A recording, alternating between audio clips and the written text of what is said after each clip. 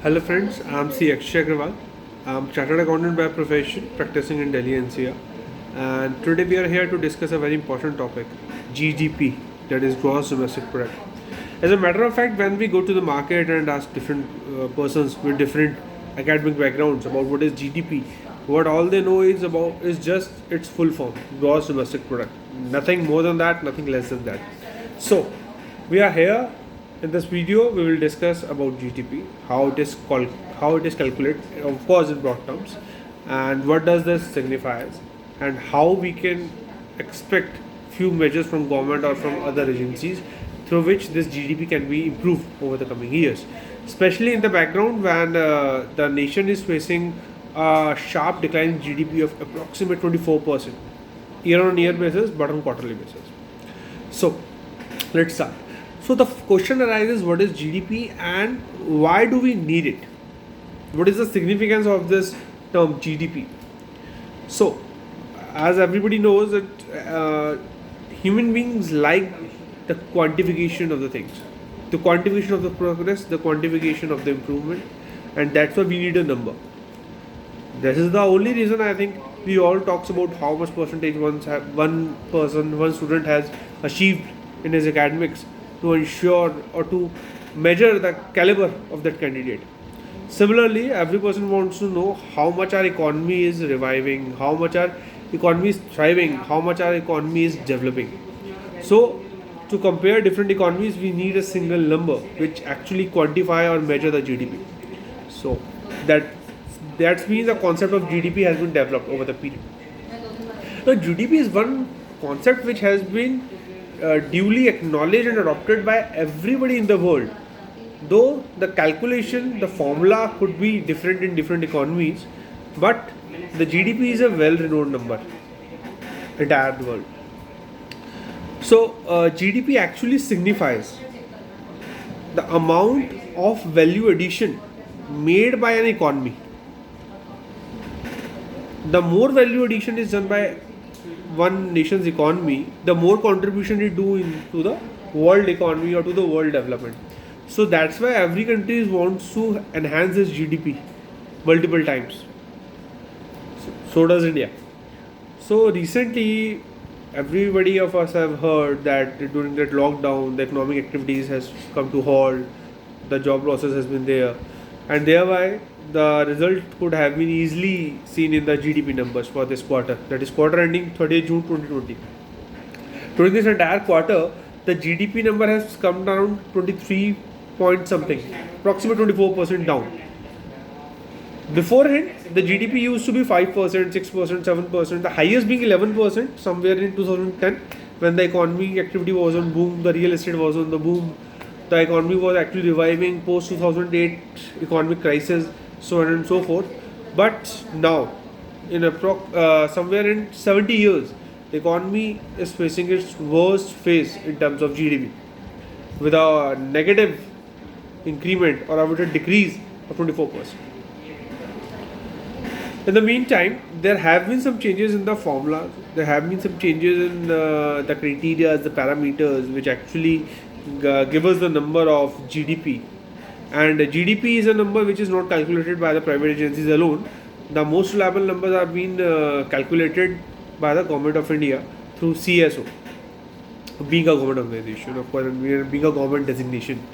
So the CSO is the person, CSO is the designation, CSO is the office which is actually responsible to calculate GDP, to compile all the data, to put in all the arithmetic calculations, and come out with a number called GDP, which is generally tends to be on the higher side, somewhere around 5 to 6% per annum. But in 2015, a dramatic change has been made by the Government of India in the process of calculation of GDP. In 2015, the base year has been revised from 2004-5 to 2011-12. So, from 2015 onwards till now, whenever we compare how much growth we have achieved in terms of a GDP, the base year is 2011-12 instead of 2004-5. So that's why it might be possible that the 11% calculated of 2010, the GDP number of 11% of 2010 might not be absolute comparable with the current number of minus 23.99. The statisticians always try to make the number comparable. The every possible precaution is being taken, but still the facts remain the same, that we cannot assure that the two numbers are totally comparable. They might be comparable to a certain extent, but not extremely.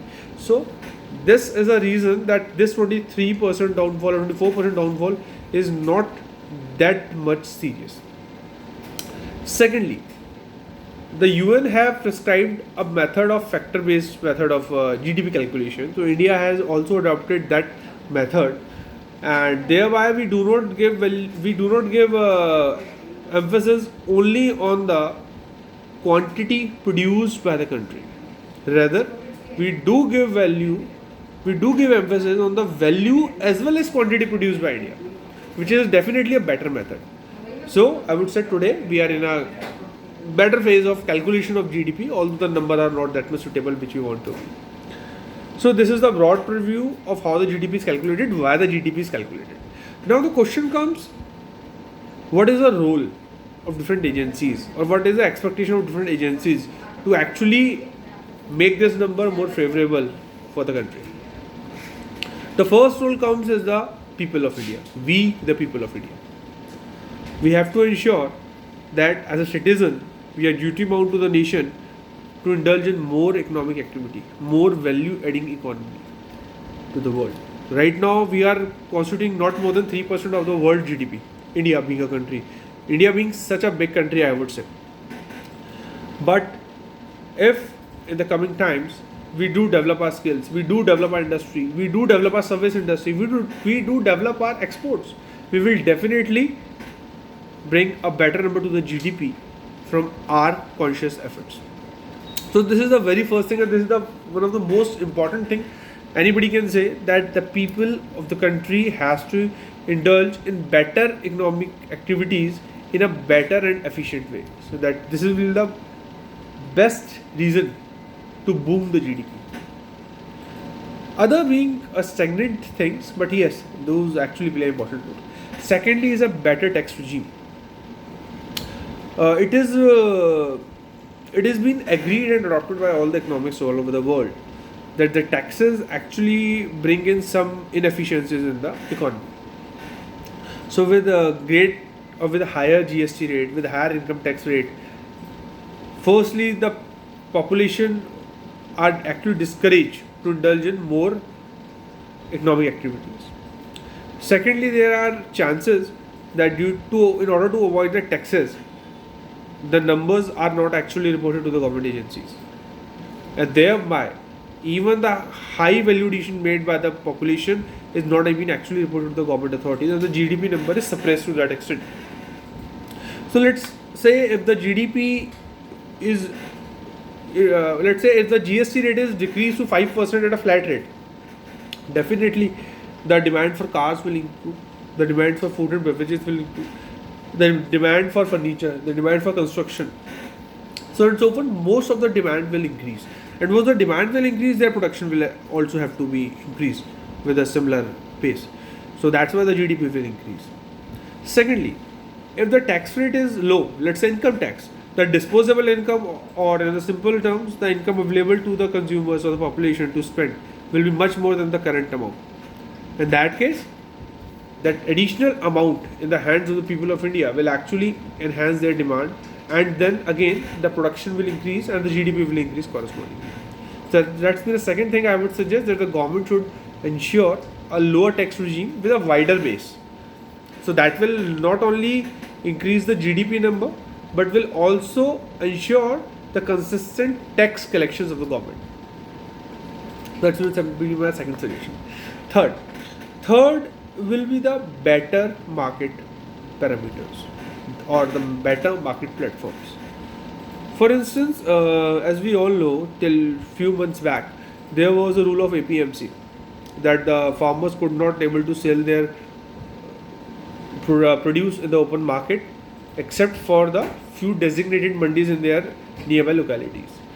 So thereby it was a very big inefficiency in the market, whereby the sellers and buyers were not allowed to sell and purchase the product at the fair value.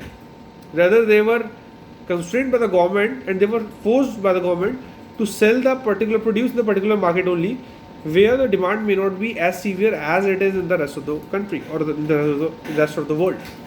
So, thanks to the Modi government, this such big inefficiency has been actually reduced or abolished from a country and from a system which have been carrying from, I think, more than 60 years in India. So that's been a very big thing. In the coming days, everybody of us will see the good impact of this on our GDP numbers, and I hope our new GDP numbers will actually witness this thing.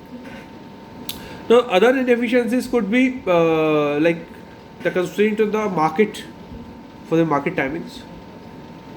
Every store, every shop, every office is not allowed to open 24/7.